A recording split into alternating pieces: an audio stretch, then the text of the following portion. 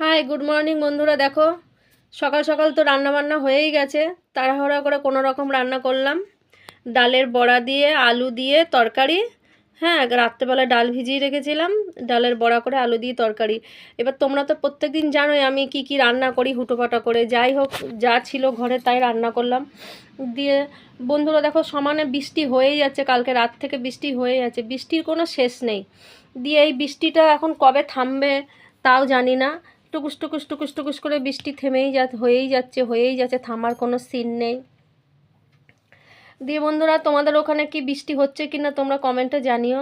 হ্যাঁ, আর আমি কি কি রান্না করেছি চলো তোমাদেরকে দেখাই। মুখে তো বললাম, এবার একটু দেখাই, তোমরা দেখো চলো।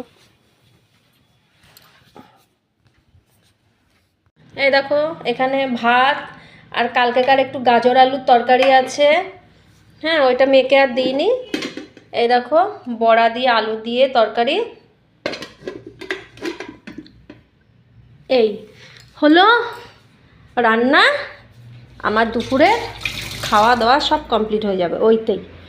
যাই হোক বন্ধুরা, আজকের মতো এখানেই রাখছি, টাটা।